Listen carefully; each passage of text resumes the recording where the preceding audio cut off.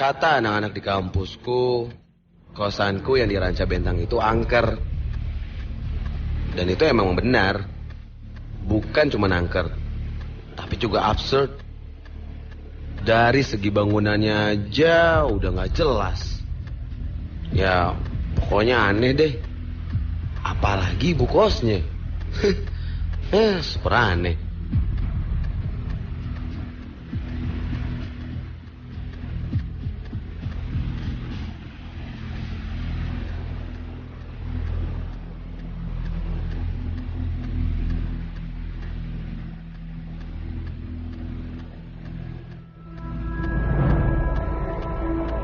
Dulu aku kos di situ tinggal bersama 3 teman kampusku.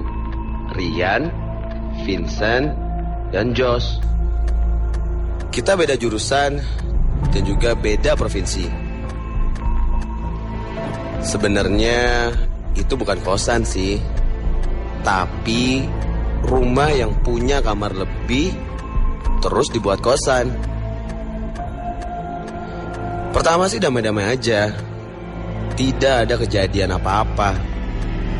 Ya paling waktu mandi, lampu kamar mandinya mati nyala dengan sendirinya. Terus kadang terdengar suara orang menangis di dapur. Tapi ya kalau menurut aku sih, selama mereka tidak menampakkan wujudnya, ya it's okay lah buat aku.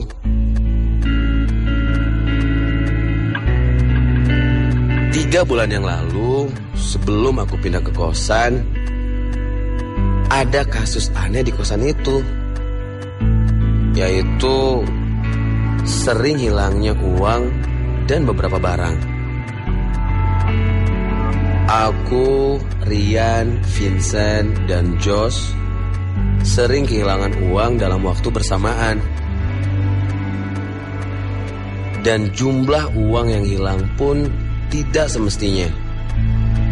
Misalnya ada 150.000 di dompet, yang diambil hanya 100.000 saja.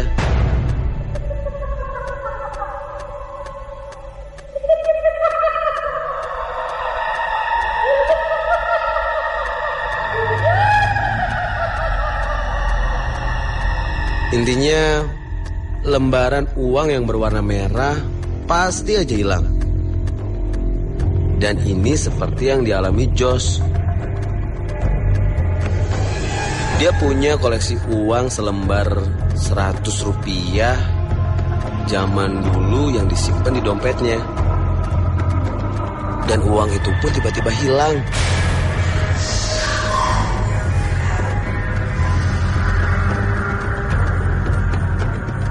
Aku dan Vincent curiga kalau Josh lah yang selama ini yang mengambil uang kami.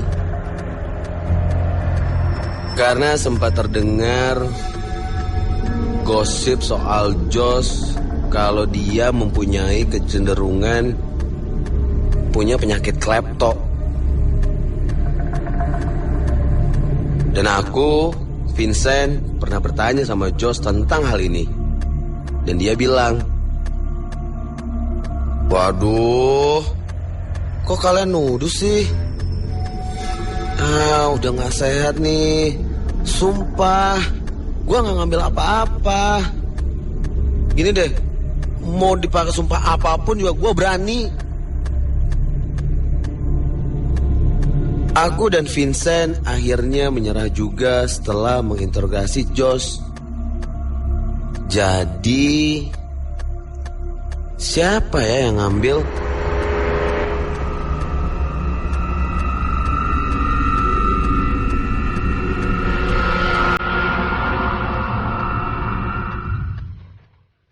Akhirnya kita semua makin curiga satu sama lain. Tapi, ada satu hal yang aneh. Kok setelah rentetan kehilangan itu Kosanku benar-benar terasa angker.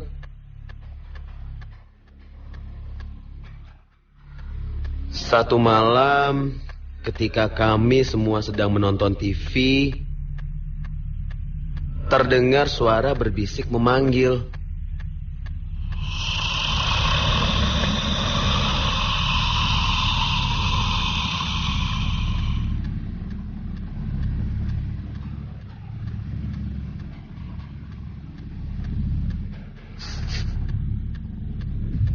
Rian.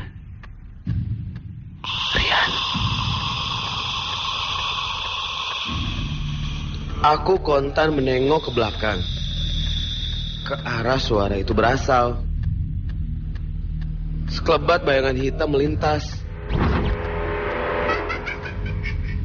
Dan terdengar suara cekikikan setelahnya. Aku tidak bisa melihat sosoknya. Karena gerakannya sangat cepat.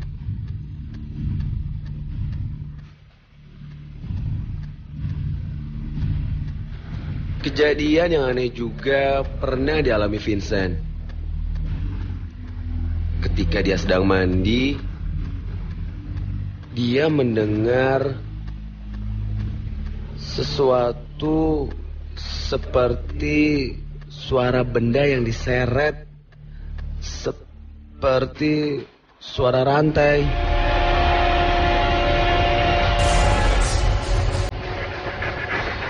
Dan ketika Josh keluar dari kamar mandi, ternyata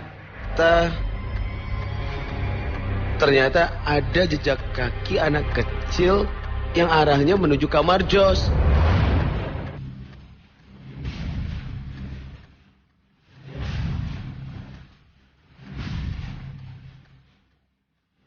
Pacarku Dini pernah berkata, "Yang, kamu cari dukun Gih. Kosan angker gini mesti ditanyain. Jangan-jangan yang nyuri uang kamu bukan Josh, tapi tuyul."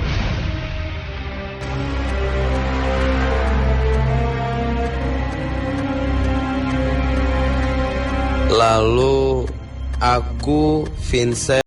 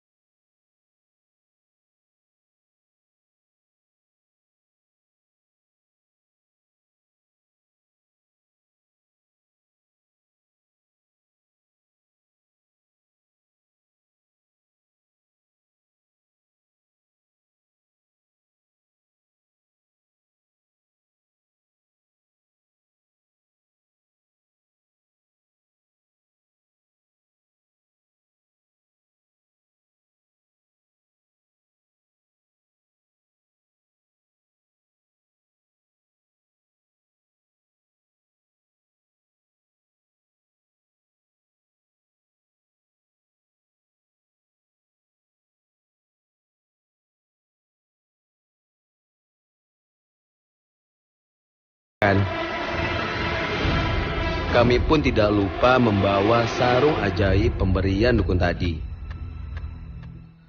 Sarung yang katanya bisa menangkap tuyul.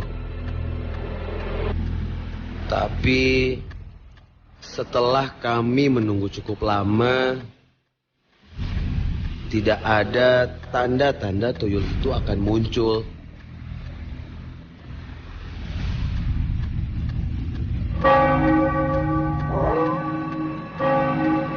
Tepat jam 3 pagi, tiba-tiba kami mendengar sesuatu.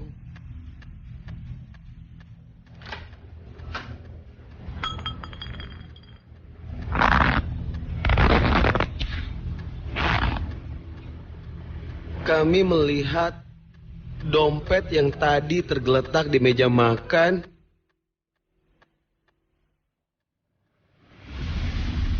sekarang berdiri tegak. Dan uang 100 ribuan itu keluar dengan sendirinya dari dompet. Astaga. Lalu Vincent dengan cepat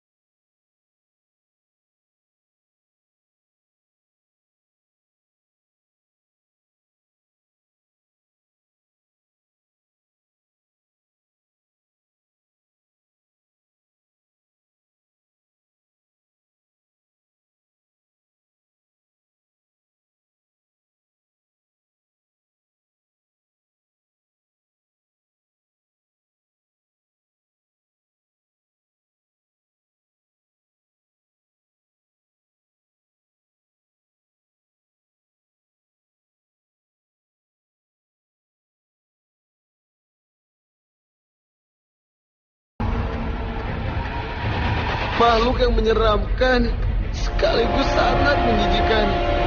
Makhluk kecil kurus berukuran 50 cm dan makhluk ini meraung-raung kesakitan. Dari hidungnya pun keluar ingus dan dari telinganya mengucur cairan aneh dan bau. Kepalanya botak dan banyak gumpalan-gumpalan hitam seperti bekas luka dengan satu tanduk kecil di kepalanya. Dia memakai cawat dari kain batik. Astaga, makhluk ini sangat menjijikan, kotor, dekil, dan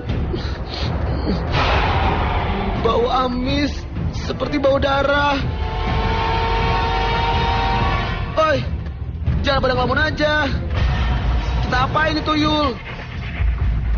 Josh berbicara sedikit keras. Kemudian Vincent menutup kembali kain itu sambil ngos-ngosan. Vincent membawanya ke garasi, lalu memasukkannya ke dalam bagasi mobilnya. Dong, udah, kita buang aja. Hah? Buang? Tapi buangnya di mana? Kami semua saling berpandangan kebingungan. Alah, udahlah. Yang penting kita jalan aja dulu. Nanti baru kita pikirin lagi, kata Vincent memecah keheningan. Kemudian aku segera menyalakan mobil dan langsung menancap gas. Hingga akhirnya kami membuangnya ke sebuah daerah di Lembang. Di sebuah tempat sepi yang memang tidak ada penduduknya.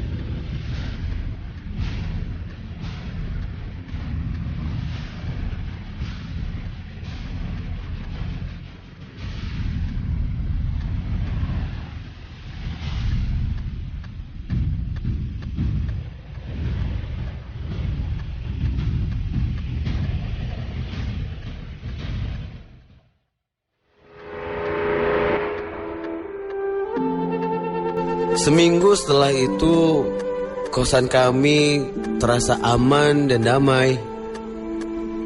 Tidak ada lagi barang ataupun uang yang hilang. Hingga suatu hari, kami didatangi oleh ibu kos yang terlihat sangat marah. Lalu kemudian, dia berkata dengan nada yang sangat tinggi. "Onyet, bubar semua. Saya tidak mau lagi lihat muka-muka kalian di sini. Kalian itu jahat sekali menyiksa peliharaan saya. Kalian tidak tahu susahnya merawat tuyul itu. Makannya itu daging dan sekarang hilang gara-gara kalian. Pergi kalian semua. Dasar monyet, gue potong lo."